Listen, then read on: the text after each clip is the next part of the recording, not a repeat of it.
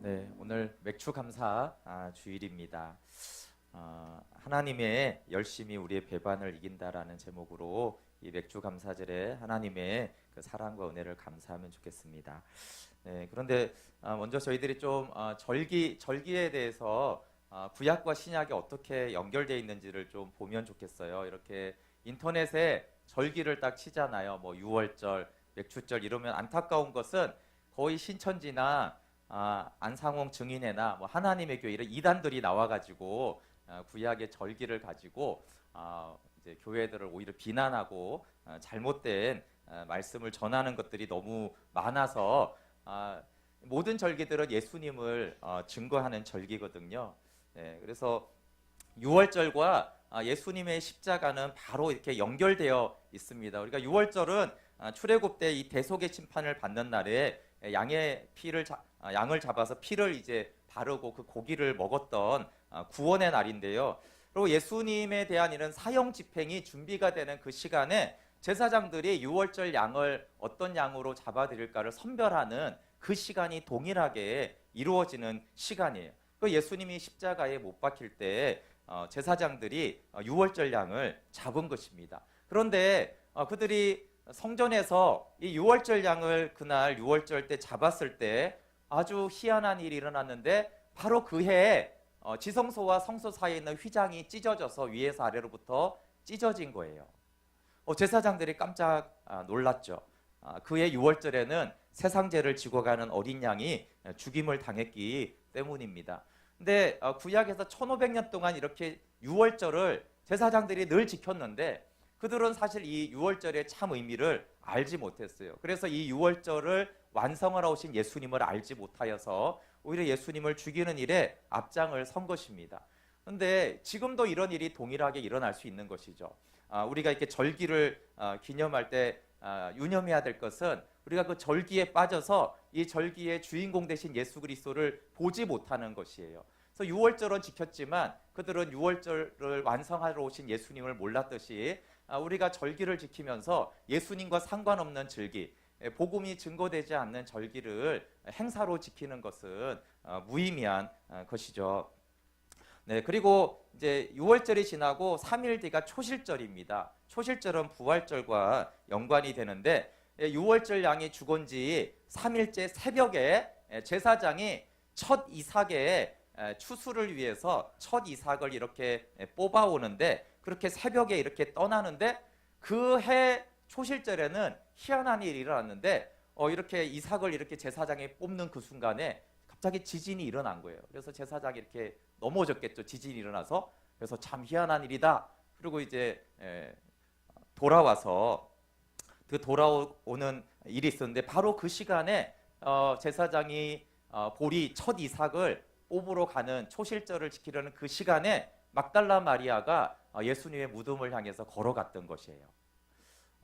그리고 이제 막달라 마리아도 지진이 일어나서 깜짝 놀라서 넘어졌다가 예수님의 무덤을 향해서 계속 걸어갔습니다. 그리고 이 제사장이 첫 보리 이삭을 뽑아와서 이제 요제는 이렇게 여기 있죠. 저 제사장이 이렇게 흔들어 드리는 제사입니다. 저렇게 요제를 드릴 때 마리아가 부활하신 예수님을 만나게 됩니다. 이것이 같은 시간대에 일어나는 사건이에요. 그리고 맥추절은 오순절과 같은 절기인데 이 오순절 성령 강림으로 우리가 많이 알잖아요. 성경에 오순절이 이름에 이렇게 돼 있어. 그런데 사실 맥축절 성령 강림이라고 해도 똑같은 말이에요. 그래서 우리가 맥추 감사절은 맥추절에 성령님이 임한 것입니다.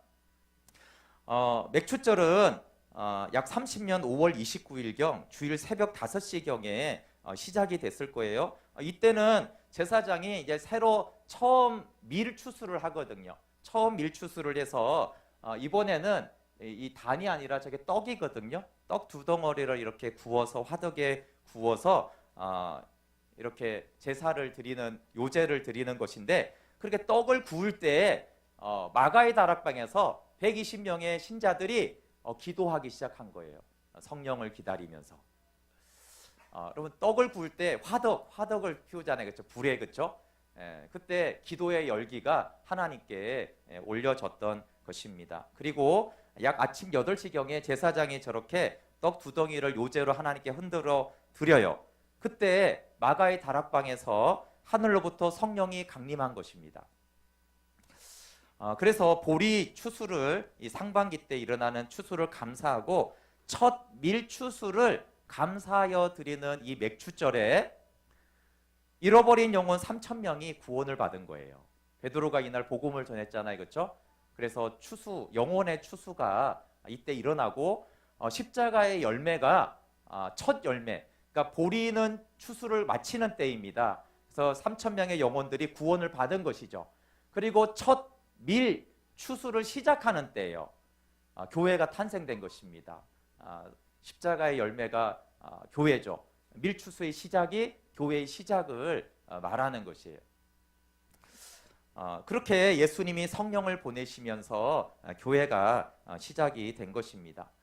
그리고 이 수장절은 예수님의 재림을 예표합니다. 왜냐하면 이 수장절은 한 해의 모든 과일과 곡식들을 다 추수한 이후에 곡식을 저장하는 거예요. 그래서 알곡과 가라지를 다 분별하고 추수하는 것이기 때문에 예수님이 재림하셔서 모든 영혼들을 완벽하게 추수하고 하나님께 영광을 돌리는 것이 수장절 또 초막절이라고 합니다. 구약 성경이 다 그렇듯이 우리 요한복음 5장 39절 한번 같이 읽어볼게요. 시작. 너희가 성경에서 영생을 얻는 줄 생각하고 성경을 연구하거니와 이 성경이 곧 내게 대하여 정언하는 것이니라. 구약 성경이죠. 여기서 성경은 영생을 얻는 거예요.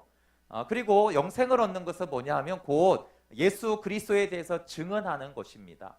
그래서 구약을 인용하거나 절기를 말할 때 예수 그리스도를 증언하지 않고 생명 얻게 하는 복음을 증거하지 않는 것은 다 잘못된 해석인 것이죠. 그래서 이 절기들은 구약의 모든 내용들은 다 예수 그리스도를 증언하고 복음을 말하는 거예요. 그래서 이 신명기, 저희가 신명기 말씀을 계속 묵상하고 전하는 신명기에도 이 3대 절기를 말하고 있는 것이죠. 같이 읽어볼게요. 시작. 너희 중 모든 남자는 1년 3차 곧 무교절과 칠철절과 초막절에 내 하나님 여호와의 택하신 곳에서 여호와께 보이되 공수로 여호와께 보이지 말고 각 사람이 내 하나님 여호와의 주신 복을 따라 그 힘대로 물건을 드릴지니라. 네, 이 3대 절기는 예수 그리스도의 복음을 말해요. 그래서 이 복음을 받은 은혜와 감격에 감사해서 하나님께 이렇게 드려라 이렇게 말씀하고 있는 것입니다. 오늘 제가 나눌 이 신명기 말씀은 6월절에 십자가의 구원을 이루시고 맥추절에 성령을 보내신 예수님을 증언하는 말씀입니다. 오늘 본문은 하나님이 이렇게 우리가 배반할 것을 아시고도 언약을 맺으셨어요. 하나님의 전적인 사랑과 능력으로 이스라엘 택하시고 구원하시고 인도하셨잖아요. 출애굽의 구원 사건, 또 광야의 40년 동안, 그리고 이제 요단 동편을 이미 어느 부분을 차지해서 두 지파 반이 기업으로 이미 받았고 모압 언약을 갱신했습니다.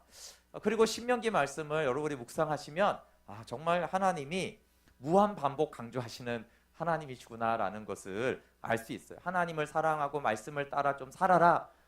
이런 연합의 관계를 얼마나 반복해서 말하는지 모릅니다. 그런데 거기다가 이스라엘 백성들은 네 하나님 우리가 주의 말씀대로 살겠습니다. 이렇게 맹세까지 했습니다. 여러분 이 정도면 좀 이스라엘이 하나님을 사랑하고 말씀으로 살려고 하지 않을까요?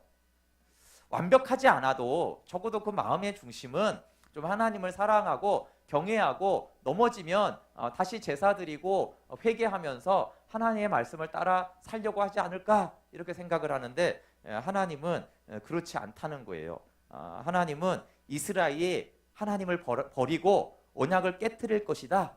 나를 배반하고 나를 무시할 것이다. 이렇게 이미 모압 땅에서 하나님 말씀하셨어요. 우리 신명기 31장 16절 한번 같이 읽어보겠습니다. 31장 16절 시작. 또 여호와께서 모세에게 이르시되 너는 내 조상과 함께 누우려니와 이 백성은 그 땅으로 들어가 음란히 그 땅의 이방신들을 따르며 일어날 것이요 나를 버리고 내가 그들과 맺은 언약을 어길 것이라. 네, 나를 버릴 것이고 이방 신들을 섬기며 이 언약을 깨트릴 것이다 라고 하셨어요. 20절도 한번 읽어볼게요. 20절 시작. 내가 그들의 조상들에게 맹세한 바 젖과 꿀이 흐르는 땅으로 그들을 인도하여 드린 후에 그들이 먹어 배부르고 살찌면 돌이켜 다른 신들을 섬기며 나를 멸시하여 내 언약을 어기리니. 네, 하나님은 약속대로 가나안 땅을 다 주시는데 그들은 다른 신을 섬기고 나를 멸시할 것이다. 하나님을 멸시하면서 내 언약을 어길 것이다 라고 했습니다. 여러분, 우리가 이 언약은 결혼과 같은 것이고 서로 맹세하는 계약을 맺는 것인데, 여러분 정말 배반할 것을 아는데 언약을 맺는 사람이 있겠습니까? 나를 배신할 줄 아는데 이 사람과 결혼을 하고, 나를 배신할 줄 아는데 계약을 맺어서 동업을 하고, 나를 배신할 줄 아는데 내가 이 사람을 돕고 섬기고 그렇게 할 수 있겠습니까? 우리는 그렇게 안 하죠. 그런 배신할 친구 미리 안 하고, 이런 배신할 사람하고 나는 안 사귈 것이고, 배신하는 사람하고는 같은 일을 안 하겠죠. 그런데 하나님은요, 하나님이 이스라엘과 언약을 맺었어요. 배신할 것을 알고도 하나님이 언약을 맺었습니다. 그리고 배신할 걸 알고도 이스라엘을 사랑했고, 이스라엘에게 하나님이 약속한 것을 다 주셨어요. 참 이것이 이해되지 않는 하나님의 사랑이죠. 그런데 이제 배반을 알고 있었던 하나님이 하신 것이 뭐냐면 노래를 가르치라는 거예요. 노래. 저는 이 본문을 무슨 뭔 뚱딴지 같이 노래야? 노래. 방탄소년단이 어떤 노래를 부른지 모르겠는데 빌보드 차트에 올랐다고 그래서 그냥 붙여봤어요. 이 노래를 가르쳐 증거를 삼으라, 이런 말씀을 하세요. 배반을 할 걸 알면은 배반을 못하도록 무슨 협박을 하든가 뭐 때리든가 해야 될 것 같은데, 배반할 거니까 노래를 가르치라는 거예요. 여러분 신명기 31장 19절 한번 읽어볼게요. 시작. 그러므로 이제 너희는 이 노래를 써서 이스라엘 자손들에게 가르쳐 그들의 입으로 부르게 하여 이 노래로 나를 위하여 이스라엘 자손들에게 증거가 되게 하라.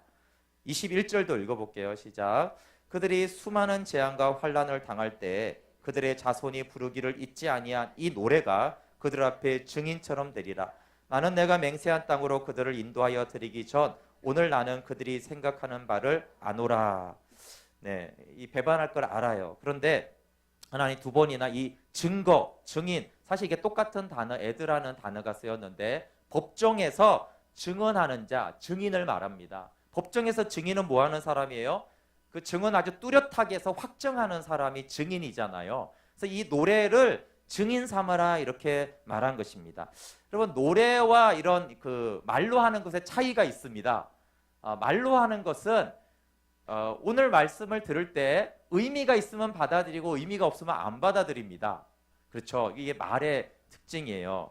그리고 말로 하는 것은 이제 의미가 없고 세월이 지나면 잊어버리게 돼 있어요. 근데 노래는 다른 힘이 있습니다. 노래는 가사가 좋아도 부르고 가사가 뭔 뜻인지 몰라도 부릅니다. 빌리진 이런 거 예전에 그 김대기 사님 빌리진 내용을 말하더라고요. 근데 그 무슨 뜻인지도 모르면서 뭐 빌리진 낱말로 이렇게 하면서 막 부르잖아요, 그렇죠? 그리고 세월이 지나고 별로 그것에 관심이 없어도 그 노래가 문득문득 나옵니다. 제가 90년대, 80년대 불렀던 노래가 제 입에서 가끔씩 이렇게 나와요. 그리고 이제 바닷가를 가면 파도가 부서지는 바위섬, 이렇게 노래가 나옵니다. 근데 그걸 제가 뭐 평소에 생각하고 막 그런 게 아니거든요. 근데 그 노래가 이렇게 생각이 나요. 그냥 이렇게 노래가 흥얼거리면서 나오고, 어떨 때는 진짜 파도를 보면서 소리내서 부르기도 해요. 그게 노래의 어떤 파워죠. 노래의 파워. 하나님이 왜 노래를 가르치라고 했을까요? 언약을 어기고 하나님을 무시해요. 이제 말씀 따위는 볼 생각도 없고 마음의 염두도 없어요. 그런데 그 노래를, 말씀을 노래로 계속 듣고 부른 거예요. 그럼 어떻게 되죠? 사실 말씀엔 관심도 없고 하나님 따윈 관심도 없는데 그 노래를 내가 부르고 있는 거예요. 그런데 어느 날 하나님의 재앙과 심판이 임했어요. 완전히 진멸되어 망했는데 왜 이렇게 망했는지도 잘 모르겠어요. 그런데 어느 날 내가 그 입으로 이 언약의 말씀을 노래로 부르면서 성경을 쳐다보지도 않을 나에게 어느 날 알게 하는 거예요. 아, 이 재앙이 하나님 미리 말씀하신 거구나. 그래서 노래를 가르쳐 부르게 하라는 것이에요. 여러분, 정말 하나님을 완전히 무시하고 떠난 사람에게 유일하게 말씀을 기억하고 자기 입으로 고백할 수 있는 유일한 방법이 노래거든요. 노래. 암송해도 안 합니다. 근데 노래는요, 부르게 돼 있어요. 흥얼거리게 돼 있어요. 여러분, 이게 얼마나 큰 하나님의 사랑이고 배려인지 모릅니다. 여러분, 하나님의 심판이 집행이 되면 이렇게 환경적인 심판이 오고 혼란이 오고 책망을 받아야 된다고 그랬어요. 근데 하나님을 무시하고 언약을 깨트리고 하나님의 말씀을 떠났는데 어떻게 책망을 받느냐 말이에요. 책망은 말씀 앞에 와야지만, 말씀을 들어야지만 책망이 되거든요. 그런데 이 노래를 가르쳐서 도대체 말씀에 귀 기울이지도 않는, 교회 자체를 나오지도 않는 그런 자들에게 이 책망의 도구가 되도록 그 노래를 부르게 하라는 것이에요. 그래서 그 노래를 부르다가 회개하고, 그 노래를 부르다가 하나님의 책망을 받아들이고, 그 노래가 증인이 되어서 아멘함으로 십자가 앞으로 돌아오라고 하나님이 노래를 가르치겠습니다. 정말 하나님의 마음이 여러분 이렇게 하다 노래까지 가르쳐 부르게 하여 증인을 삼으라는 거예요. 증인. 근데 여러분, 이렇게 노래를 가르치고 끝났습니까? 노래를 가르치고 끝나지 않고 하나님은 계속 하나님의 사랑을 보내고 선지자를 보냈어요. 그냥 안 들으니까. 선지자들은 찾아가면서 말하는 사람들이거든요. 이렇게 목회자는 이렇게 오묘한 말씀을 전하는 선지자들은 막 찾아가가지고 폐역하고 멸시하는 그들에게 하나님의 말씀을 전하는 거예요. 그러니까 어떻게 해요? 그럼 그들이 선지자를 죽이는 거예요. 그러면 하나님이 또 선지자를 보내셨어요. 계속 죽여도 계속 그들에게 듣지 않는, 이미 말씀을 떠나서 무시하는 그들에게 선지자들을 보냈죠. 그리고 마지막에 독생자 예수 그리스도를 증인으로 보내신 것입니다. 그럼 맥추절에 오순절에 성령을 보내신 예수님이 오늘 이 신명기의 본문과 똑같은 말씀을 하십니다. 예수님은 겟세마네에서 제자들이 이제 배반할 것을 미리 아셨어요. 그러니까 베드로가 절대 아니라고 하니까 아니야, 네가 3번 나를 부인하리라, 이렇게 아셨어요. 그럼 우리가 성령을 보내시고 보통 성령을 받는다 이렇게 생각할 때 우리는 보통 어떤 걸 상상합니까? 하나님을 갈망하고 막 너무 겸손하게 순전함으로 하나님을 구할 때 하나님이 성령을 주시지 않겠어요? 그게 맞는 말이고 우리는 그런 이미지로 성령을 보내시고 받는다고 생각해요. 그런데 예수님이 성령을 보내시겠다고 할 때는 전혀 그런 상황이 아니었어요. 하나님은 제자들이 배반할 것을 아셨어요. 배반할 것을 아는 그 제자들에게 성령을 보내서 증인으로 삼겠다라고 그때 이미 결정하신 거예요. 의외죠. 하나님은 배반할 자에게 성령을 보내겠다라고 예수님은 말씀하셨어요. 네, 이 요한복음 14장을 말할 때 이 십자가 전이죠, 그렇죠? 배반을 앞두고 이게 며칠이 아니죠. 이제 바로 이제 배반할 거예요. 바로 이제 다음 날에 배반할 때 이 말씀을 하신 거예요. 한번 요한복음 14장 20절 읽어볼게요. 시작. 보혜사 곧 아버지께서 내 이름으로 보내실 성령, 그가 너희에게 모든 것을 가르치고 내가 너에게 말한 모든 것을 생각나게 하시리라. 근데 이 말씀을 이제 내일이면 배반할 제자들에게 이 말씀을 하신 것이죠. 15장도 읽어볼게요. 시작. 내가 아버지께로부터 너희에게 보낼 보혜사 곧 아버지께로부터 나오시는 진리의 성령이 오실 때 그가 나를 증언하실 것이요. 이게 증언한다고 그랬잖아요. 성령님이, 그렇죠? 노래가 증거가 되고 증인이 똑같은 단어예요. 여기서도 증언할 것이다. 증인이 될 거라는 거예요. 성령님이 확증하다라는 것이에요. 그래서 이 배신할 자에게 노래를 가르쳐 증인을 삼겠다는 하나님과 이 배신할 자에게 보혜사 성령을 보내어 증인을 삼겠다라고 하신 예수님의 사랑은 동일해요. 그래서 신구약에서 하나님은 배반할 자를 향해서 가장 귀한 것을 주겠다라고 하신 것입니다. 우리 요한복음 14장 1절 한번 읽어볼게요. 시작. 6월절 전에 예수께서 자기가 세상을 떠나 아버지께로 돌아가실 때가 이런 줄 아시고 세상에 있는 자기 사람들을 사랑하시되 끝까지 사랑하시니라. 네. 배반할 제자들을 사랑하시되 끝까지 사랑하셨어요. 끝까지 사랑하셔서 성령님을 보내겠다라고 말씀하신 것이죠. 여러분, 끝까지 사랑이란 하나님의 열심으로 나타납니다. 하나님이 끝까지 사랑한다는 것은 하나님의 열심으로 나타나요. 성경은 정말 이해할 수 없는 하나님의 사랑, 즉 하나님의 열심을 강력하게 증거하고 있습니다. 창조주 하나님, 전능한 하나님, 구원자 하나님이 성경의 한편에 있습니다. 그리고 한편에는 죄인이고 압제당하는 무력한 이스라엘 백성들이 이렇게 성경에 이 두 상대가 있는 거예요.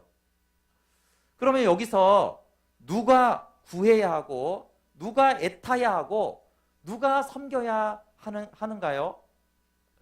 당연히 죄인이고 압제당하고 무력화한 이스라엘이 하나님께 부르짖고 하나님 좀 도와달라고 막 마음이 애타고 간절하게 나가서 구원을 요청해야 되는 것이에요. 근데 성경을 여러분 자세히 보세요. 외형적으로는 어떻게 돼 있냐면 이스라엘이 하나님께 막 애타면서 부르짖고 순종하고 도와달라고 하는 내용이 성경의 내용이에요. 그런데 속의 내용을 한번 보세요. 속의 내용은 전혀 그렇지 않아요. 속 내용은 어떻게 돼 있냐면 하나님이 애타셔가지고 이스라엘에게 사정사정하면서 이스라엘에게 막 부탁하는 거예요. 간절히 애걸을 합니다. 그럼 막 이스라엘을 섬겨주는 거예요. 그 중에 하나가 오늘 노래를 가르치면서 노래를 가르쳐라. 선지자들을 보내시면서 계속 하나님은 무시당하는데 계속 찾아가서 부탁하는 거예요. 네가 좀 돌아와라. 네가 좀 돌이켜라. 좀 깨달아라. 그렇게 하시는 것이에요.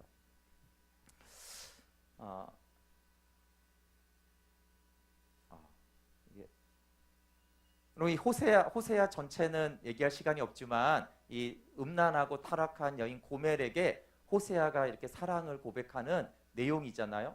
근데 여기 한번 호세아 3장을 읽으시면서 이게 어떤 마음인지 속 내용을 한번 보세요. 한번 읽어볼게요. 시작. 여호와께서 내게 이르시되 이스라엘 자손이 다른 신을 섬기고 건포도 과자를 즐길지라도 여호와가 그들을 사랑하나니 너는 또 가서 타인의 사랑을 받아 음녀가 된 그 여자를 사랑하라 하시기로 내가 은 15개와 보리 한 호멜 반으로 나를 위하여 그를 사고 그에게 이르기를 너는 많은 날 동안 나와 함께 지내고 음행하지 말며 다른 남자를 따르지 말라. 나도 내게 그리하리라 하였노라. 아멘. 여러분 이 말씀은 겉으로는 어떻게 돼 있어요? 겉으로는 호세아가 엄청난 사랑과 아주 넓은 마음으로 고멜에게 이렇게 사랑을 베푸는 거예요. 그런데 이 속 내용은 어떤 거냐면요. 호세아가 고멜한테 가서 부탁하고 사정하는 거예요. 그 비참하고 나쁜 년한테 가서 사정하는 거예요. 좀 내게 돌아와서 이제 제대로 좀 사랑하며 서로 좀 살자. 부탁하는 거예요. 근데 사실 이스라엘 백성은 어떻게 했죠? 거절했죠. 싫어. 네가 뭔데? 그러면 호세아는 또 부탁하는 거예요. 제발 내가 너를 사랑해 줄 테니까 내가 너를 다 용서하고 받아줄 테니까 이제 내게 돌아와라. 내가 내게 장가 들 테니까 나 장가 좀 들게 해달라고 사실은 부탁하는 거예요. 여러분 성경의 하나님은 인간이 생각하기에는 굉장히 이상한 하나님입니다. 왜냐하면 하나님의 사랑이 굉장히 하나님을 우리가 생각하기에 이상하게 만들었어요. 원래 사랑은 도라이 짓을 하는 거예요. 도라이 짓을 하는 거예요. 근데 이게 하나님이 이렇게 도라이 짓을 하면 이상하잖아요. 그래서 호세아한테 시키는 거예요. 바보 짓을. 호세아가 뭐가 아쉬운 게 있다고 왜 고멜한테 가서 사정사정을 해야 되냔 말이에요. 배신당하고 전 재산을 다 털어먹고 그런데도 가가지고 당당한 게 아니에요. 부탁하는 게 부탁하는 좀 돌아와라. 이런 바보 짓을 호세아에게 시키는 거죠. 뭘 말하는 것입니까? 이게 하나님이 바보 짓을 한다고 돼 있으면 신성 모독이 되니까 그렇게 표현하는 거예요. 근데 사실은 하나님이 바보짓을 하는 것이죠. 여러분, 나 같은 죄인에게, 나 같은 비참한 자에게 내가 하나님을 배신할 때 하나님이 우리에게 오셔서 부탁하고 사정하는 걸 아십니까? 좀 묵상 좀 해라. 좀 내게 좀 기도 좀 해라. 내 사랑을 좀 네가 이해해라. 좀 받아들여라. 이렇게 사정사정하는 하나님이 보이십니까? 그럼 배반자를 사랑한 하늘 아버지가 어떤 결정까지 하십니까? 이 배반자를 위해서 아들에게 네가 좀 겟세마네의 잔을 마셔야 되지 않겠냐? 이것이 배신자를 위해서 하나님이 하신 말씀이에요. 그리고 배반자를 사랑한 예수님은 그 잔을 받아 마셔서 죄가 되셔서 십자가에서 죽임을 당했습니다.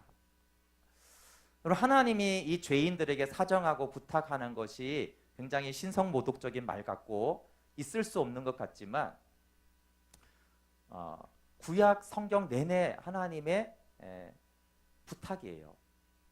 근데 사실은 이게 좀 이상하지만 여러분, 하나님이 어느 정도로 부탁하시냐면 하나님이 우리에게 무릎을 꿇고 제발 좀 내게 돌아오라고 하는 것보다 더한 사정을 하세요. 여러분, 하나님이 아들을 죄가 되어 십자가에서 죽이는 것이 더 쉽겠습니까? 전능한 하나님이 좀 무릎을 꿇고 우리가 사정사정해서 제발 내게 좀 돌아와라 라고 하는 게 더 쉬울까요? 만약에 하나님이 그 전능자가, 창조주가 무릎을 꿇고 우리에게 사정해서 우리가 돌아와 생명 얻게 할 수 있다면 저는 하나님이 아들을 죽이지 않고 우리에게 무릎을 꿇을 것이라고 생각해요. 그럼 어떻게 생각하세요? 수치스럽지 않냐고요, 하나님이? 하나님이 어떻게 그런 일을 하시냐고요? 그럼 하나님이 벌거벗겨서 십자가에 매달리는 그 수치가 무릎 꿇는 수치보다 더 덜한가요? 여러분, 무릎 꿇어서 한번 누구에게 사정하라고 하는 걸 할게요? 아니면 발가벗겨서 십자가에 매달리는 걸 여러분 어떤 게 더 수치스러우세요? 어떤 게 더 자존심 상하는 일이에요? 어떤 걸 더 못 견디는 일이겠습니까? 그러면 아들을 다 발가벗겨서 십자가의 그 조롱과 채찍을 맞고 십자가에 너덜너덜하게 달리게 하는 그 일을 하나님이 하신 것이 무엇을 말하는 것입니까? 여러분, 제 딸을 그렇게 그걸 제가 선택을 제가 무릎 꿇고 여러분에게 빌겠어요. 여러분은 어떻게 하시겠어요? 여러분, 외형적으로 성경은 굉장히 하나님의 위엄과 영광을 계속 선포하고 있어요. 근데 그 내용을 한번 들여다보면 하나님이 우리에게 사정하는 하나님의 열심이 있어요. 하나님의 사랑이 그렇게 나타나는데 이것은 교리가 아닙니다, 여러분. 이것은 공식이 아니에요. 가르침이 아니고 하나님의 사랑과 열심을 말하는 것입니다. 죄가 되어 아들을 복종을 하나님이 그렇게 받으셨어요. 잔을 마시라, 그리고 십자가의 죽음을 받으셨습니다. 그리고 그 아들이 그 겟세마네의 잔을 다 마시고 십자가에 죽으신 그날 하나님은 결단을 하셨습니다. 여러분, 원래 전능자는 결단을 할 필요가 없어요. 결단이라는 거는 약한 자가 하는 거예요. 왜냐하면 작정을 하고도 안 이루어지는 일이 많으니까 결단을 해가지고 그걸 이루겠다라는 것이 그 결심의 단어죠. 그런데 전능하신 분이 그 십자가에서 죽는 그 아들을 보고 결단을 하셨어요. 어떤 결단을 하셨냐면 이 빌립보서에 있는 이 결단을 하신 것이죠. 한번 같이 읽어볼게요. 빌립보서 2장 시작. 사람의 모양으로 나타나사 자기를 낮추시고 죽기까지 복종하셨으니 곧 십자가에 죽으심이라. 이러므로 하나님이 그를 지극히 높여 모든 이름 위에 뛰어난 이름을 주사 하늘에 있는 자들과 땅에 있는 자들과 땅 아래 있는 자들로 모든 무릎을 예수의 이름에 꿇게 하시고 모든 입으로 예수 그리스도를 주라 시인하여 하나님 아버지께 영광을 돌리게 하셨느니라. 네, 하나님이 십자가에서 그 아들이 복종할 때 내 아들을 반드시 높이겠다고 결정하셨어요. 네, 전능자의 결심이죠. 모든 이름 위에 뛰어난 이름을 주겠다는 건 무슨 뜻일까요? 그럼 예수님에게 더 많은 권력과 능력을 주는 게 모든 이름 위에 뛰어난 걸까요? 아니, 이미 그분은 창조주고 전능자인데 무슨 창조주에게 무슨 권한을 더 주고 절대자, 전능자에게 무슨 능력을 더 줘서 그럼 어떻게 높이겠다는 것입니까? 우리가 생각하는 뭐 왕이 되고 군주가 되는 이런 게 아니죠. 모든 이름에 뛰어난 이름을 주겠다라는 것은 아들의 십자가를 결코 헛되지 않고 반드시 부활의 주가 되게 하겠다는 거예요. 반드시 부활의 주가 되겠다는 것은 무슨 말입니까? 반드시 아들을 믿는 새 언약 백성을 창조해서 아들을 사랑하는 백성이 되게 하겠다는 거예요. 그 십자가의 사랑을 받아들여서 구원 얻어 그 부활하신 주님께 나의 주입니다라고 고백하는 자들을 내가 반드시 만들어내겠다라고, 그게 하나님이 결단하시고 결정하신 것입니다. 그렇게 해서 이미 높은 그 아들을 온전히 높이겠다라는 것이에요. 근데 예수님이 십자가에 죽으시고 부활하셨는데 예수 믿는 자가 없고 생명으로 복종하는 자가 없으면 그 아들의 십자가가 헛되는 거 아니에요? 그래서 이 아들의 십자가를 나는 반드시 헛되지 않게 하겠다, 반드시 내 아들을 높이겠다라고 결정을 하신 것입니다. 다른 말로 하면 반드시 복음을 통해서 생명으로 얻게 해서 내 아들에게 영광을 돌리게 하겠다라는 거예요. 그리고 이것이 전능자의 결단이고 결정입니다. 그래서 그 무엇도 이 아들을 높이는 하나님의 결심을 막을 수가 없습니다. 그래서 우리가 하나님을 볼 때 하나님은 수단 방법을 가리지 않고 하나님의 생명을 우리에게 주십니다. 하나님 편에서는 하나님의 지혜지만 우리 편에서는 무지막지한 방법과 수단 방법을 가리지 않고 반드시 아들을 높이는 그 일을 하나님은 하시는 것이에요. 여러분 신명기 32장 39절 그 뒤에 가서 한번 읽어볼게요. 32장 39절 시작. 이제는 나 곧 내가 그인 줄 알라. 나 외에는 신이 없도다. 나는 죽이기도 하며 살리기도 하며 상하게도 하며 낫게도 하나니 내 손에서 능히 빼앗을 자가 없도다. 네, 하나님이 이 아들을 높이기 위해서 어떻게 한다고요? 네, 죽이기도 하고 살리기도 하고 상하게도 하고 낫게도 한다는 거예요. 이 말이 무슨 말입니까? 네, 모든 것을 다 동원해서 모든 수단과 방법을 다 해서 결국 내 손에 있게 하겠다, 내 아들을 믿게 하겠다라는 것입니다. 여러분 하늘과 땅 아래의 것이 우리를 하나님의 사랑에서 끊을 수 없어요. 로마서 8장 38절 39절을 한번 읽어보면 왜 이것들이 하나님의 사랑에서 끊지 못할까요? 한번 같이 읽어볼게요. 시작. 내가 확신하노니 사망이나 생명이나 천사들이나 권세자들이나 현재일이나 장래일이나 능력이나 높음이나 깊음이나 다른 어떤 피조물이라도 우리를 우리 주 그리스도 예수 안에 있는 하나님의 사랑에서 끊을 수 없으리라. 왜 하나님의 사랑에서 끊을 수 없죠? 내 믿음은 변하지 않으니까 그럴까요? 베드로처럼 하나님 저는 죽어도 주님을 부인하지 않을 것입니다. 우리가 이렇게 결단했기 때문일까요? 그렇지 않습니다, 여러분. 여기 나오는 이 피조물들이 우리를 하나님에서 사랑해서 끊어내려면 어떻게 해야 되죠? 먼저 해야 되는 일이 있어요. 그래서 뭐냐 하면 하나님을 제압하고 하나님을 먼저 이겨야 됩니다. 왜냐하면 하나님이 이미 아들을 높이기로 결정했고 그래서 하나님의 사랑 안에 우리를 둬서 아들에게 영광을 돌리는 것인데 우리를 빼앗아 가려면 먼저 하나님과 싸워서 이겨야 됩니다. 근데 이 어떤 피조물도 하나님을 이길 수가 없는 거죠. 그래서 연약한 우리를 뺏어내지를 못하는 것입니다. 단 한 가지 의문이 있습니다. 이 모든 피조물들은 하나님의 사랑에서 끊을 수 없지만 우리의 자유의지가 하나님을 배반한다면 하나님의 사랑에서 끊어내지 않을까? 이거는 그 구원론에 대한 굉장히 중요한 이슈거든요. 구원론에 대해서 다른 이견들이 있어요. 자유의지는 하나님의 사랑에서 우리를 끊어낼 수 있다. 그래서 구원받은 자도 버림받을 수 있다. 사실 이런 논의가 많이 있습니다. 아담에게도 자유의지를 주셨고 그래서 타락했고 이스라엘에게도 자유의지를 줬고 그들이 타락했다라는 것이죠. 자유의지는 하나님이 끝까지 존중해 주시는 것이 맞습니다. 다만 하나님은 끝까지 생명과 사망으로 자유의지를 다루십니다.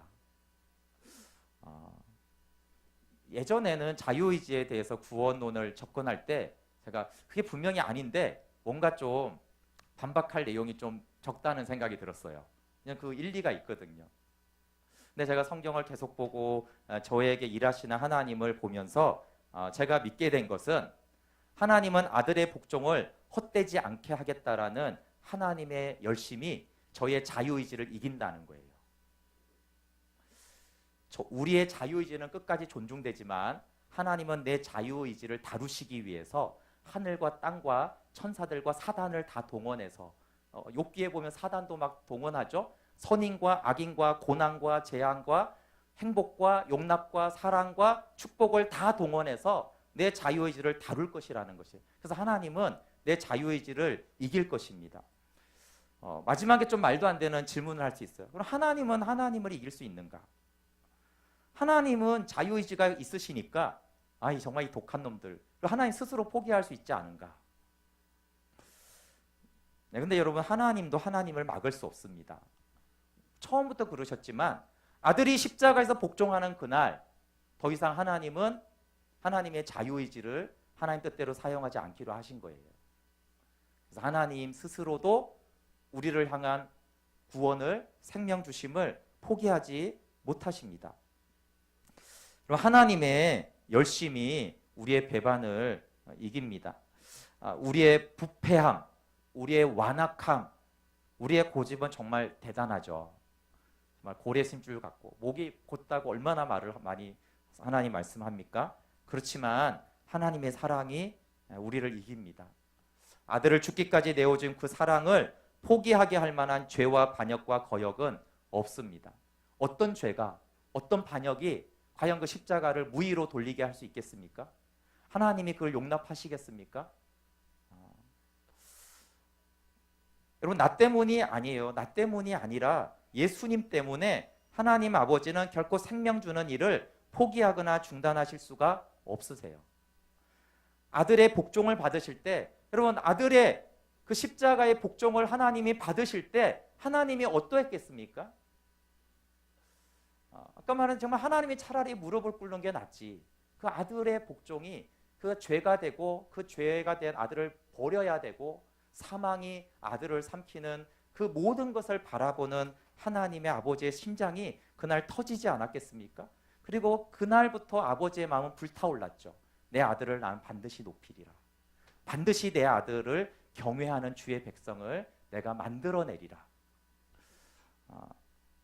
그날 하나님은 뜻을 정한 거예요. 아들의 복종과 수치와 십자가를 결코 헛되지 않게 하리라고 결정하신 것입니다. 그래서 여러분 결과가 너무 뻔한 거 아십니까? 결과는 하나님의 열심이 우리의 배반을 이기는 것입니다. 과정은 어떨까요? 과정은 어마무시하죠. 성경에도 모든 환난, 사랑, 용납, 기적, 악인, 선인을 증인으로 삼습니다.